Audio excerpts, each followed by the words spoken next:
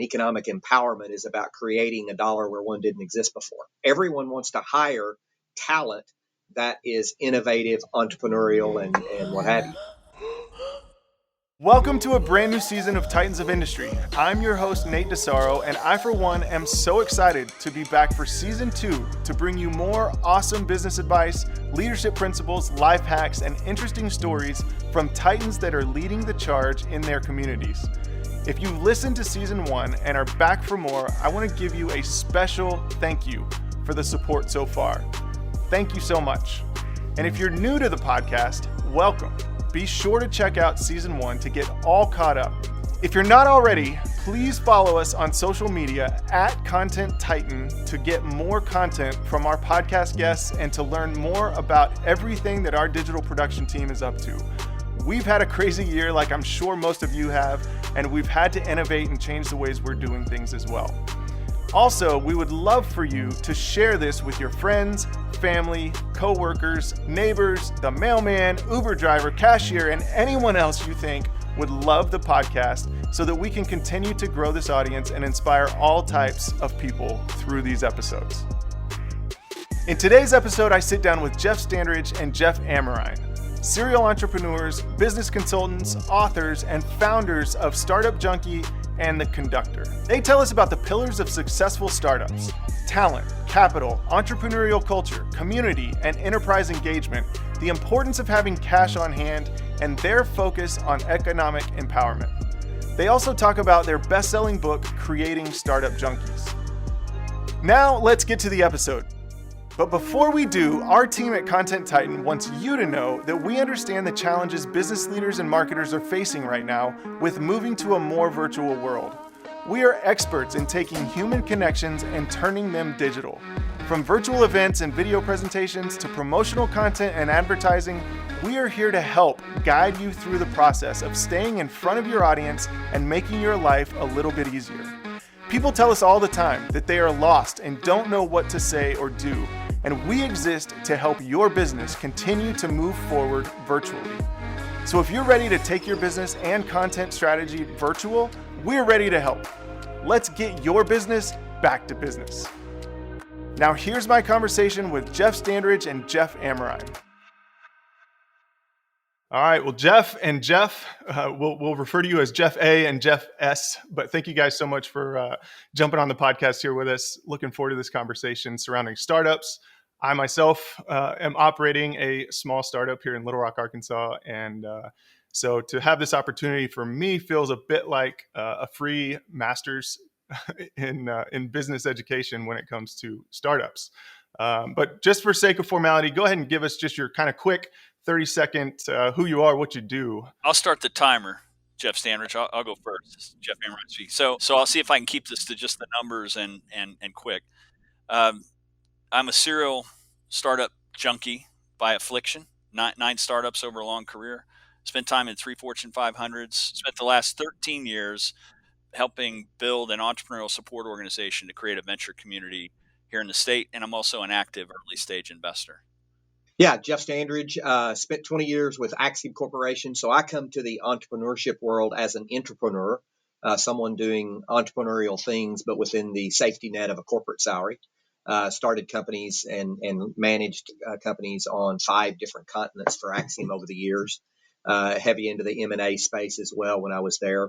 I left Axiom about 4.5 years ago to join forces with Jeff Amerine and the Startup Junkie team to create the Conductor in Conway, so an entrepreneurial support organization, also an early stage investor and an innovation consultant.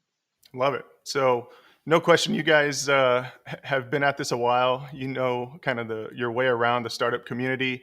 But I want to talk a little bit because you guys aren't just necessarily quote unquote small business or startup coaches. You guys are really working towards the ecosystem of how startups in a community can really change that community for the better, change the business, and really change the entire country because the products that are being launched, the services that are being launched, everything about starting new ideas and bringing those to market works better when you have a great community. Obviously, Silicon Valley, known for its startup and tech launches, tons of venture capital, but Give me an overview of kind of where the state of the industry is when it refers to startups. Here in Arkansas, obviously, Jeff A., you're in Northwest Arkansas. Jeff S., you're in Conway in Central Arkansas.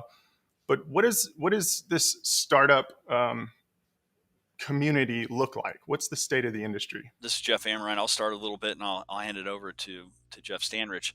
It's so we look at it as the most cost effective form of economic development and economic empowerment. It is sometimes I'll say it's the money ball play in economic development in that creating small businesses and startups that are going to add economic vitality to your region. When you use it with local organic resources rather than trying to attract in a new plant or new manufacturer or a new large business, the chance of it sticking in that area and having long-term consequential positive impact is greater. And so we focused on that, and all the stats bear that out. I mean, the Kauffman Foundation would tell you that something like 85% of all net new job creation comes from startup and small business. They'd also, the SBA would say that 99% of all employers are small business, and about half of all jobs are contained in small business. So it matters. It matters a lot. It really is the economic backbone. And so our job is to figure out how to set the conditions, provide the sort of programming and infrastructure and support so that communities that maybe have struggled economically in the past or that aren't thought of as startup or a small business scene can have a chance to do so. Yeah, and I would agree with that. I also am involved in the traditional economic development sense with the Conway Development Corporation. So I'm involved in the recruitment of industry to look at relocating to Arkansas, certainly Central Arkansas, and even Conway. But those are big bang hits that occur, once in a while. And so this constant cadence of working to try to create a culture and a community that is conducive to entrepreneurship, not just conducive, but encourages, stimulates, and supports entrepreneurs is absolutely critical. And so that's where we spend the majority of our time. Make no mistake about it. Frontline support to entrepreneurs is the first priority of what we do, and making sure that we don't lose sight of actually supporting entrepreneurs, but also trying to bring a community around that as well is also part of our mission. I love it. Yeah. I mean, a lot of times I think we hear about so-and-so company. And I think right now the big company in Central Arkansas that we're talking about is Amazon's moving in, bringing lots of jobs, lots of infrastructure. And that's great for the economy. But what you guys are saying is you guys forget the big businesses that are moving in, or don't forget them, but how do we support that with startup businesses and bring those jobs, create those new jobs in a place where those jobs didn't exist before? We're not moving them from one place to another. We're creating them where they didn't exist before. That's right. That's where, and Jeff used the term economic empowerment. I tend to differentiate. Economic development tends to be about moving jobs and in the traditional sense, and economic empowerment is about creating a dollar where one didn't exist before, right? Or creating a job where one didn't exist. And we certainly don't want to forget, and I know, we want to do it in conjunction with the large businesses because, quite frankly, it's beneficial to them as well. Many of the folks who start out in the entrepreneurial community or participate in the entrepreneurial community develop skills that are coveted by some of the larger companies. Everyone wants to hire talent that is innovative, entrepreneurial, and what have you. And so we want to do it arm in arm with the larger businesses as well.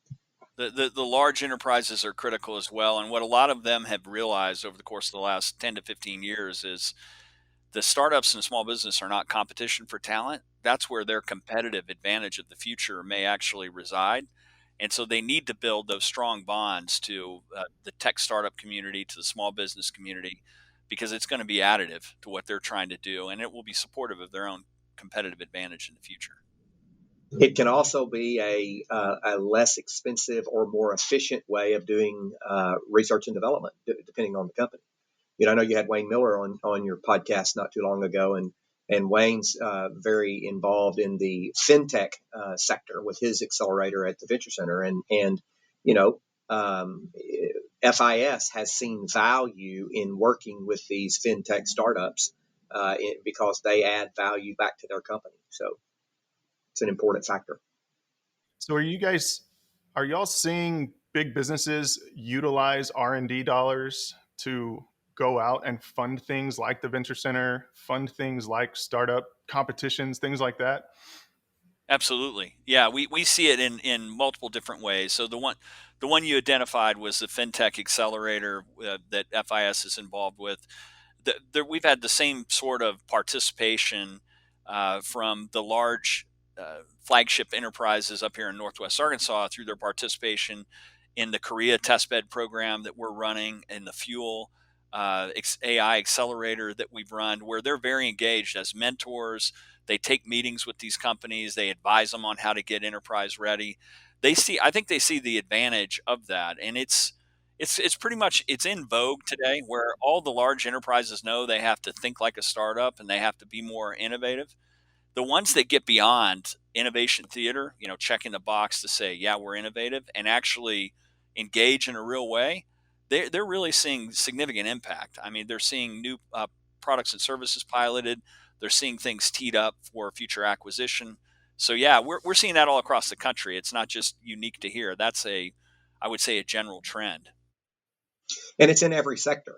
Our colleague Jeff Stinson, yet another Jeff in the entrepreneurial ecosystem, runs Health Tech Arkansas, and they've got 7, 8, or 9 healthcare systems around the state that are supporting his health tech accelerator by providing opportunities for pilot programs and what have you. And we're also seeing a rise in venture studios, right? So the combination of a startup incubator and a venture fund coming together to actually spawn new companies, and a number of household brands being involved in the actual creation of venture studios to spawn startup companies that solve specific problems that they have within their industry, but that also are shared across the industry. So I want to jump into, you guys, literally wrote the book on startups, startup culture. You've got the book, Creating Startup Junkies. Talk to me a little bit about some of the biggest things you've seen come out of that book. I know it launched recently, and I just want to kind of see, what have you guys gotten as feedback as far as what are the big takeaways people are really loving from that book? I'm gonna start this at a high level, and then Standridge will get into some of the specifics on the toolkit that has come along with the book.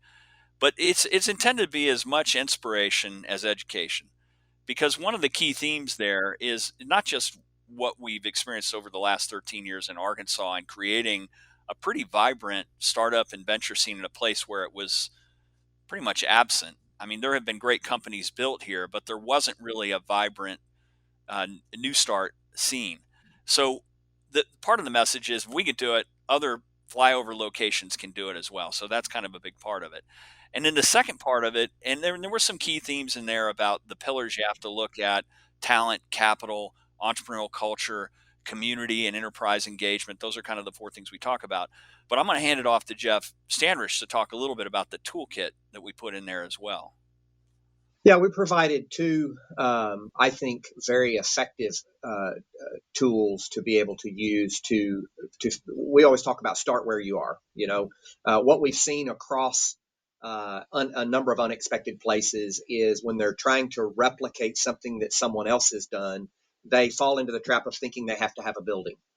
And so they literally start with a building, and they either buy one, they lease one, or in some other fashion acquire a building, and then they have to spend 80% of their time raising funds to keep the lights on, and only 20% of their time fulfilling the programmatic needs of the community. When we started the Conductor in Conway in partnership with Startup Junkie Consulting and the University of Central Arkansas, we started with an assessment to assess where exactly are we. And so we say, start where you are. Well, you need to know where you are. So we've created the Venture Ecosystem Building Canvas that provides community builders and ecosystem builders with a tool to actually assess the state of where they are across those 4 pillars: talent, culture, community engagement, and access to capital. But then also to begin formulating those into what are our top assets, what are our top supporting strengths, where do we think we can get quick wins, and where are some of the lasting impact things we need to work on down the road. And so that's our Venture Ecosystem Building Canvas. And it really provides the opportunity, just like Startup Junkie did when they came to Conway in partnership with UCA, was they started with an assessment of our community. And so we took that model and built it into the canvas and a tool kit that can actually be downloaded. It's a copy of it's in the book, but can also be downloaded as well. The second tool that we provided is, okay, how do you take that information and how do you build it into an actual 3, 4, 5-year plan? What's the vision you're trying to accomplish in your community? Start where you are, but where are you trying to go? What are the things you have to accomplish over that next, let's call it 5 years? And then what must you accomplish in the next 12 months to get 20% of the way there? Because if you're not 20% of the way there in 12 months of a 5-year plan, you're off track. And then what are those key performance indicators that you need to be looking at on an interim basis to determine the outputs, the outcomes, and what have you that keep you on track to keep it between the ditches, so to speak. So those are two very specific tools that we provide, that we have used ourselves, that we have helped other people use, and we get quite a lot of good feedback about that. So basically, you created the textbook and the self-help book all in one.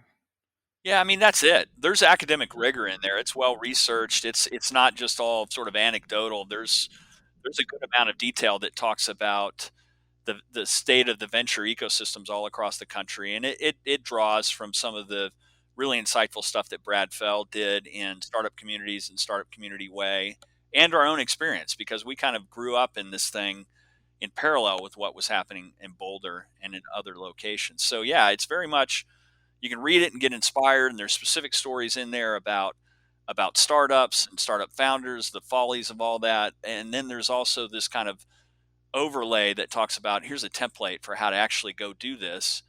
And I think that, you mentioned don't build the building first. Part of the reason why we knew that was a bad idea is we did that, right? In the early days of the Northwest Arkansas venture scene, some folks that were really eager and enthusiastic put together a location called the Iceberg.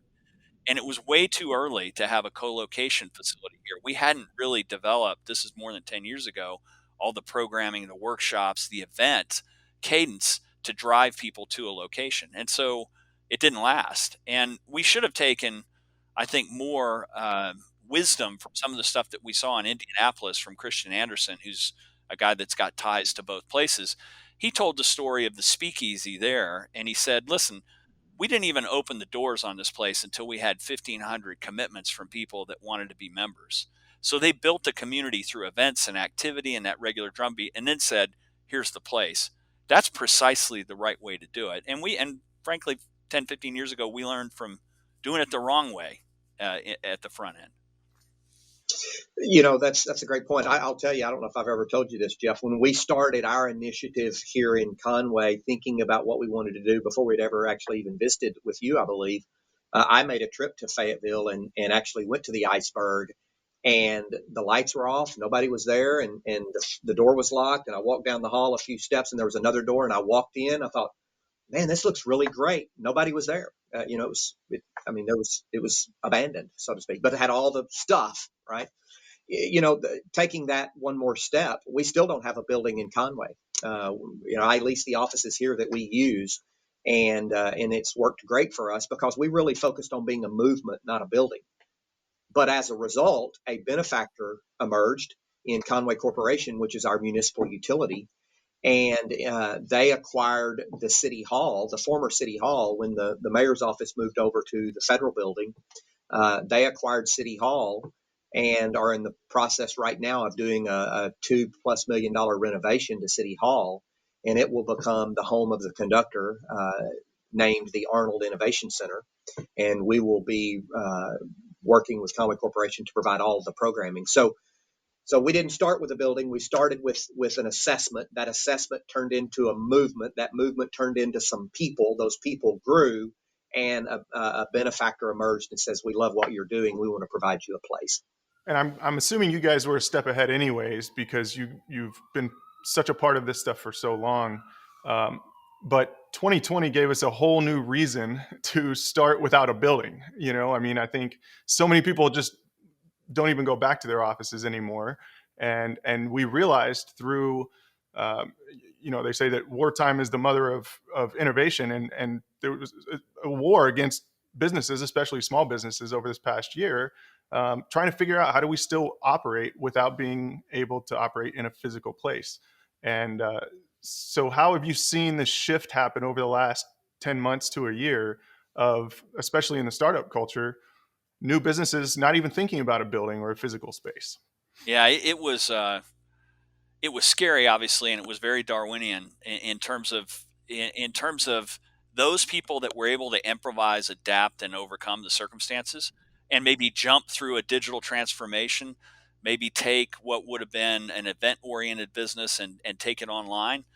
They've done well. They've done well, and I'll tell you, as entrepreneurial support organization leaders, we had to go through that same transition ourselves. We had to take what was on an annual basis 250 live events and turn that into digital programming in about 3 weeks when this thing first hit back in March. And so the companies that we've seen that have kind of rallied around that and realized this is a new set of circumstances, it's not temporary, it may last a year or years, they've succeeded. They've figured out how to be really innovative, how to do things if you're a consumer-facing business like at running a brewery, like a beer delivery, as an example, curbside pickup. All that sort of omni-channel stuff with direct-to-consumer became more and more important. So in many ways, it's accelerated what would have happened maybe over a 5 or 10 year period to happen in a year for a lot of businesses. Some couldn't make it, right? I mean, they won't make it. They couldn't kind of get their way around it. The CARES Act and the PPP funding has buoyed some businesses that hopefully will be able to make the transition, but some won't. And so it's been a scary time. And for us, we went from being a very high touch, face to face mentoring meetings to everything completely digital. All of our mentoring meetings are through Zoom. We now have this kind of ridiculously large Startup Junkie YouTube channel and Conductor online content that is available for everybody. And it's, for us, it's expanded our reach. We get people following the Startup Junkies podcast and following the YouTube channel from all over the place now. So it did some good things, even though it was an awful and has been an awful situation. And I think those companies that we see that were able to be nimble and quick to react to the circumstances are going to be stronger coming out the back end of the pandemic. Jeff? Yeah, and I agree, and I think those, there's a lot of these Main Street businesses that say, well, you know what, I've tried e-commerce and I've tried online sales and it didn't really work, and and so it's been this kind of either or, and I think it's more of a both and. We have a client that we worked with that's in a pasture raised farm business and selling cuts of meat and what have you, and they had 3 or 4 lines of business. They had an event center where they brought people in for actual meals that introduced them to the farm. They had a walk-in store. They sell to restaurants. And then a couple of years ago, they started trying to build their online presence because most of the shipping that they were doing, they were taking analog via the telephone orders. And so they built out an e-commerce business. Well, COVID hits. Their wholesale to restaurants is off 70%. Their walk-in traffic is off 50%. Their events business is off 100% because they had to shut it down. And their online ordering and shipping is up 1,100%. And oh, by the way, it happens to be the most profitable part of their business. So the work that they did pre-pandemic to say, we just want this to be a good, healthy augment to our brick and mortar business, ended up being their saving grace. We felt a little bit like emergency room doctors ourselves, because it was triage every day particularly in those early days, trying to figure out, are we going to have a 50% failure rate of small business and startups because their revenue just got shut off through no action of their own.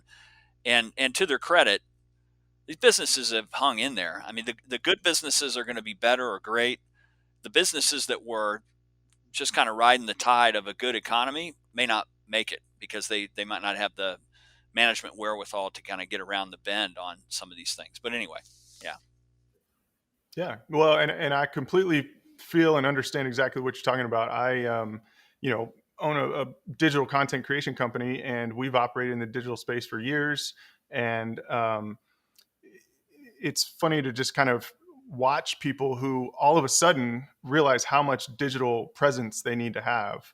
And we've been telling people that for a long time, but of course now you see the absolute need and necessity for it. So we saw a year over year increase fourth quarter of last year of 300% from 2019 to 2020, which, for us is a great increase. But I felt that triage mentality, like all we're trying to do is get people into this online, digital space, create digital events, virtual events, more content to get in front of their audience, because now you can't have the in-person situations that you used to. You can't do in-person sales as easily. Nobody's traveling, and that triage is a good word for it, because would we like to have done some things better? Of course. But were we trying to literally just get people to a place where they can manage what's happening, what's going on, and moving forward? Absolutely.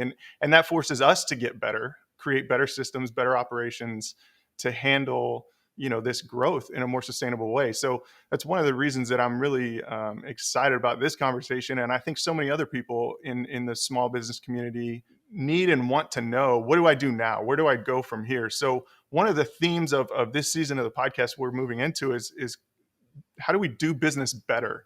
So when you guys think about from a startup, consulting and coaching side of things, what can businesses be doing right now? What can they be thinking about in order to move ahead in a better way? How can they do business better? The only thing required for innovation to occur is constraints. I mean, if we don't have constraints, we don't innovate. We don't need to innovate. If there's no constraint, we're just fat and happy doing what we've always done the way we've always done it.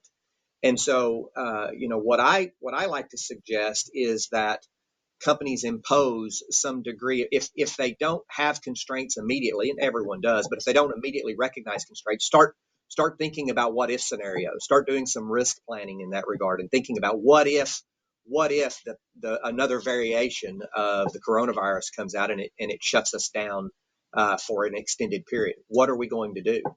I'm involved, as Jeff said, we're both involved in a variety of companies through investments, and I have watched the companies that are in my own personal portfolio, and there is honest money to be made, and there's honest business to be secured, even in the midst of a pandemic, for companies that want to innovate, that want to hustle, that want to challenge the status quo, and want to look at better ways of adding value.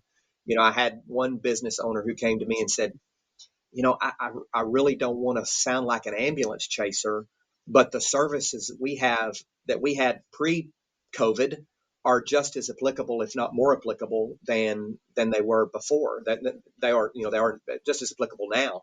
And she said, but I don't want to sound like an ambulance chaser or an opportunist. And I said, if the value you provide is as applicable now in the midst of a pandemic as it was before, you have a moral and ethical obligation to tell people about it. And so I think that we can't use the pandemic as an excuse. We don't want to be opportunistic. We certainly don't want to take advantage of people. We don't want to price gouge. That's not what I'm suggesting. But we need to look at the value that we deliver. And if we focus on that value, we need to think about ways to tell people about that value. Yeah, I agree. And I would say in general, most people now have a heightened sense of the importance of anti-fragility and resilience in your business model. And so none of us really, probably aside from Jeff Standridge, who's actually in this business, think of ourselves as being in the insurance or the risk management business. But we are. I mean, you have to think about it as a business leader. You're a problem solver and you're trying to figure out how to mitigate risk. And so if everybody thinks about their business as if they were going to be an investor from the outside, and they think about do we have all the right management slots filled? Is the strength of our team? How are we financially? Do we have cash reserves? Are we well enough capitalized? Do we have a good banking relationship? Are we over leveraged? Where do our products and technology sit? Are we good there? Do we need to make changes? Are we falling into obsolescence? And then finally, what are things that are happening with the market or with the customers? And then there's those sort of external things like environmental and legal and other kind of black swan event things that you might take into consideration, but constantly viewing the outside environment and your business through the lens of a risk manager looking to mitigate those things that could cause you to fail is a really healthy exercise to go through. And some of the best businesses that pivoted the quickest that we saw in Northwest Arkansas were places like Wright's Barbecue. Jordan Wright, great operator. He very quickly moved from an in-facility, in-dining focused model to one that was extremely efficient for pickup and delivery. Those companies, those restaurants that made that pivot early have done extremely well. Now it helps it has a fantastic product, probably the best barbecue place in the northern half of the state by a long shot. But But having said that, he was very quick in making those changes. Yeah, and one other thing Jeff brought up that I would say is probably the single most important key performance indicator that affected businesses both positively and negatively. Positively if they were on top of it, and negatively if they weren't, was days cash on hand. Soon into the pandemic, we saw that the average small business around the country had 27 days of cash on hand. 27 days. We talk about in our personal expenses and our personal finances, we should have 4 to 6 months. Why should we be any different in our business? And so understanding what your break-even point is, and understanding how many days of cash does it take to operate your business if you didn't sell anything. If you stopped selling today, how long could you maintain your business before you had to shut the doors? And so companies that and entrepreneurs that understand those what may seem to be complex dynamics are the ones who tend to succeed, because they've got the reserves to be able to weather a storm. So I'm going to throw this topic out because I know both of you guys have a very credentialed academic background. You educate all the time. You teach daily still, but you come from that environment. But Jeff S., you just mentioned that a lot of businesses don't even have a month's worth of cash on hand. I am lucky enough to have gotten a business degree in college and learned pretty early on that cash is king, of course, and without it, you can't do anything. How do we educate? How do we continue to impart the wisdom on business owners that these basic principles are really non-negotiable to succeed, to exist? So we actually, Jeff talked about digital content. We have some digital content out there on the Conductor website called Managing by the Numbers, where I take business owners through the 5 key drivers of business growth. There are 2 resources that I would also point people to, and one is a book called Seeing the Big Picture by Kevin Cope, and it's a fantastic book that talks about those 5 key drivers. And the other one is Profit First. We tend to think about revenue minus expenses equals profit, and the Profit First phenomena says profit minus revenue, or revenue minus profit, equals your expenses. Right, so you decide up front how much money you want to rat hole, so to speak, or put in the bank, or you want to pull aside into a cash reserve, and then you adapt your expenses. We all know if it's sitting in the operational checking account, we're going to spend it. So one of the things that I do in virtually every business that I'm involved in is direct our business manager, or the person who's managing the banking relationships, to every week pull out a set amount of money and put it in a cash reserve. We may have to draw back on it in 3 weeks or 5 weeks or 7 weeks or 12 weeks. We may have to draw some of it back out. But when we started doing that, the amount of cash reserves that we built, number one, and the amount of profit distributions the partners were able to take drastically increased, because we installed a discipline of pulling cash out of the operating account and sticking it in a cash reserve for a rainy day. It's a very, very simple process, but it is one that has been transformational. And so Profit First, Seeing the Big Picture, 2 resources that are out there today at Amazon, $10 or $12 each, that can be transformational. No doubt. And I would say, in addition to good cash management, having a really great relationship, most probably with a community or a regional banker, because a lot of the national banks don't really have good local support, is critically important. Understanding that you're going to need an operating line of credit, so that when you do get these unexpected things, you've got cash maybe beyond your cash reserve that can be drawn down upon. And again, another part of the discipline there is, don't use that for long-term finance. Use it for that short-term operating cycle, the difference between your accounts receivable and your accounts payable, to make things work, or when you've had some unexpected circumstance that's not going to last for an extended period of time. So those things, I think that, again, the good operators get better. The average operators, if they can take some wisdom from what they see, can become good. And we try to push entrepreneurs and small businesses up that knowledge chain so that they understand you can survive this, but you have to prepare. Going into it with 2 weeks of cash is not a good strategy. That's exactly right. And we, in all of the work that we did in the early days of the pandemic, we directed people, go see your banker, go sit down with your banker. Your banker ought to be your quarterback, because banks during the early days of the pandemic were given some authority to be able to push payments out, to take interest only, to make some alterations to the loan terms in order to support those bankers. And just like when, back in your personal finance, when you were young and perhaps a bit irresponsible and you got behind on a car payment, you pick up the phone and you call the creditor and you say, hey, look, I'm having some issues, and you work out a plan. We really saw a number of community bankers step up to being, Hall of Fame quarterbacks, so to speak, for their businesses during this pandemic. And so that's a great recommendation. Absolutely. I mean, I know personally, I have operated since day one of opening this company that I'm always going to have plenty of cash on hand, even if I'd never hire anybody, just so that in the event that I get into a situation that I can't navigate, I don't have to shut the doors of the company because I don't have any money. But also I set up with my bank. I talked to my banker before I even thought about opening the company and said, what are our options? What can we do here? Knowing that I didn't need a ton of capital to get going, didn't want to invest every dollar I had to buy equipment and everything to launch the business. So what we did, and this is just my personal journey on this, but we did an SBA loan to acquire the equipment needed. And then we did a second SBA, it's technically a loan, but it's a line of credit that operates as an interest-only credit line for 5 years. And then the following 5 years, it essentially turns into a loan. So anything I don't pay off in that first 5 years, it just turns into a 5-year loan. And for me, that's a safety net that I will always be happy I did. Because even if I carry a $2,000 balance on it, all I'm paying right now is the interest on that $2,000 every month.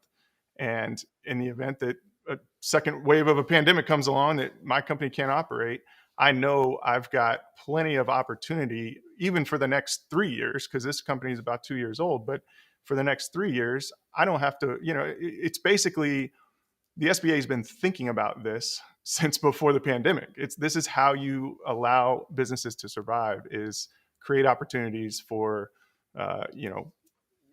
cash as needed. That's a great point. And a lot of small business owners, the only relationship they have with their bank is an operational checking account. They don't have a relationship with a banker who can help them craft and architect banking solutions for them. And so, to your point, you sat down with your banker and said, what are my options? Many small business owners don't have that level of relationship. So I would implore them to find out their commercial banker at the bank where they bank, form a relationship with that person, and sit down with them and talk about the operating accounts that they have, the amount of cash that they move through their business on an annual basis. If you have an operating history of any kind with a bank, there are banking solutions that they can bring to the table that can create that safety net and can help you mitigate those risks that my partner Jeff Amerine spoke about a couple of moments ago. Not to go too far in the weeds on the banking side, but I operate with 3 separate accounts. I have my operational account, a tax account, so I can hold that tax money and know exactly where it is and that I've got it put away. And then I just have what I call a net account or a profit account. So essentially everything that I don't need to look at every day and figure out how I'm operating, I move it into a separate account. And like you said, move it back as needed. But I've heard of people having up to 7 accounts for a small business and just keep kind of separating that revenue. What do you guys recommend on that front? I mean, is there a right or wrong way to do this? And obviously it depends on the business you're in.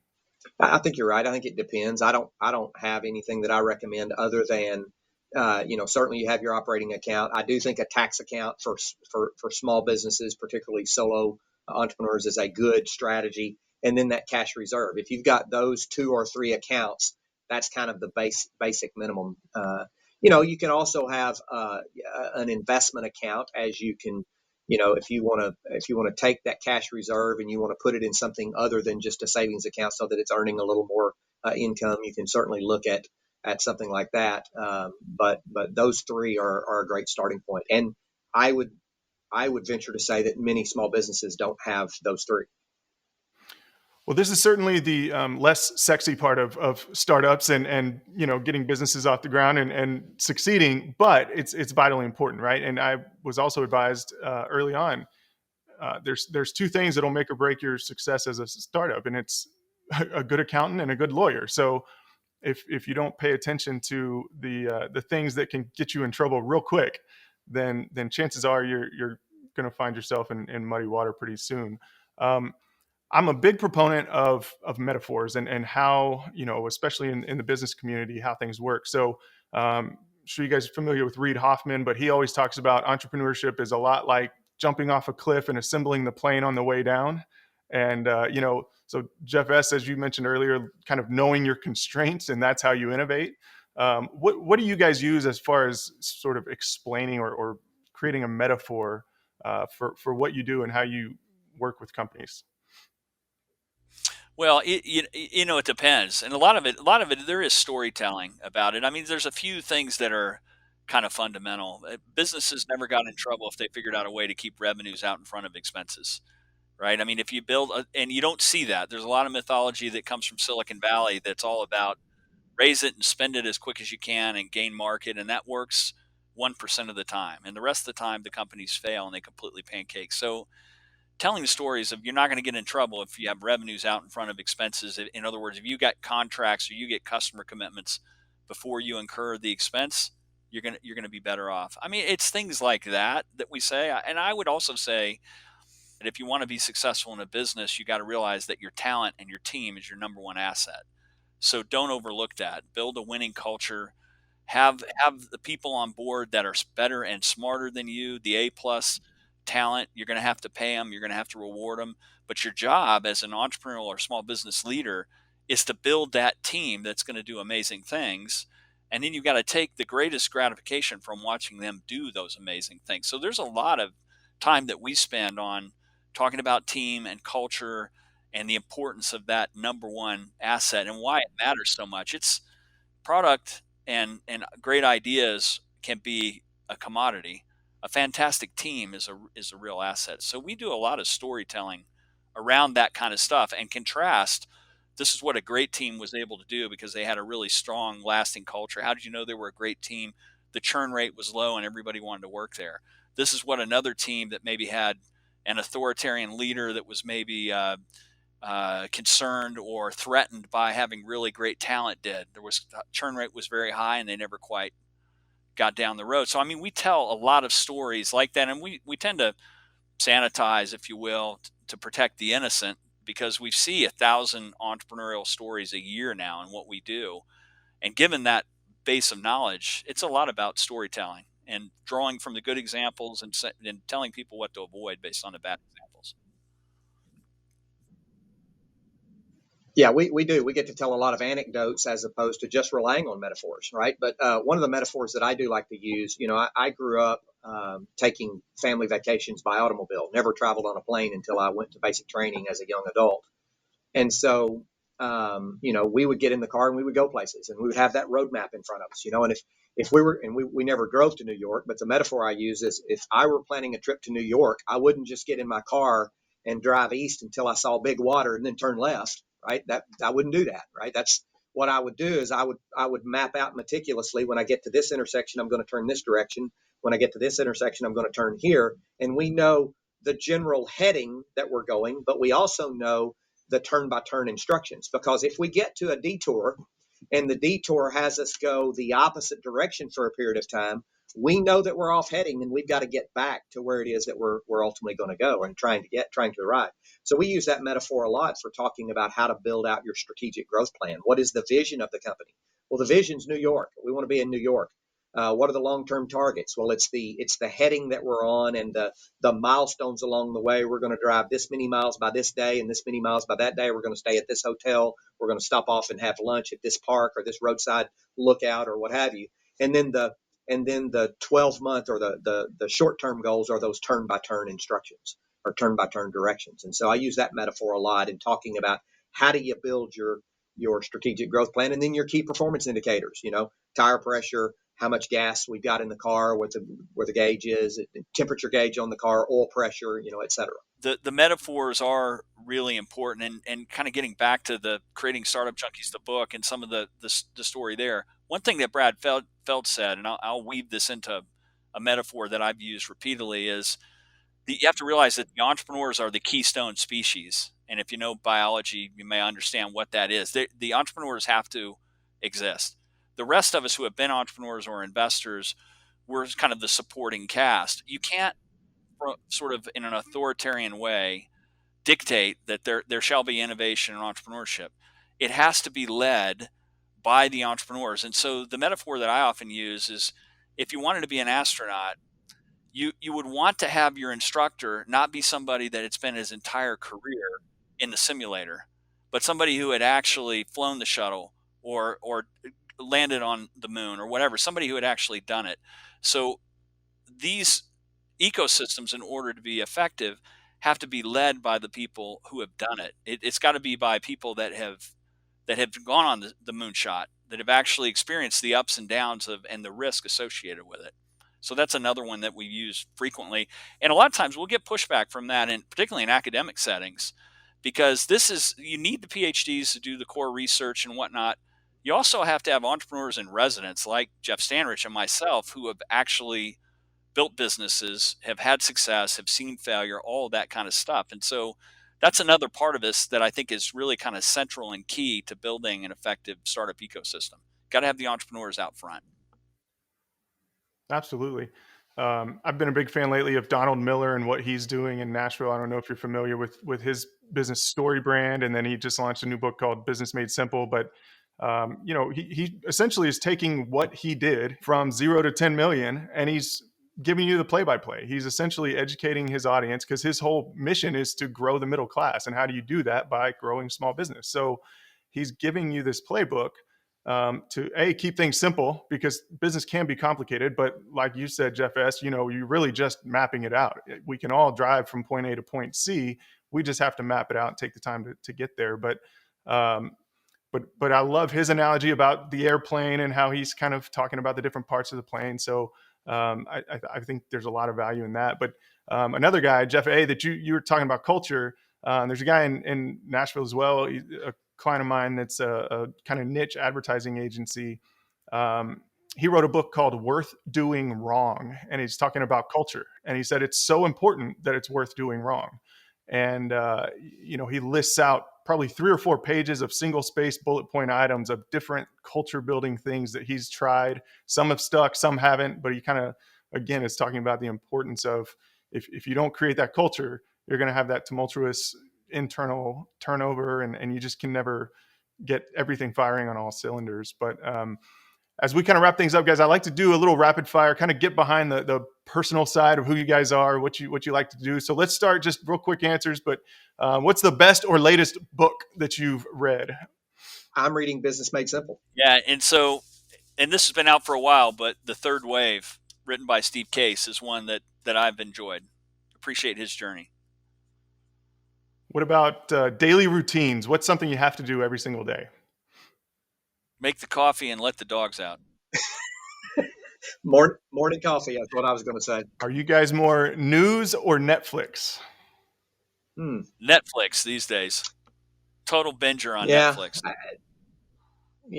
I've become way more of a Netflix person in the last 6 months or so than I ever was. Yeah.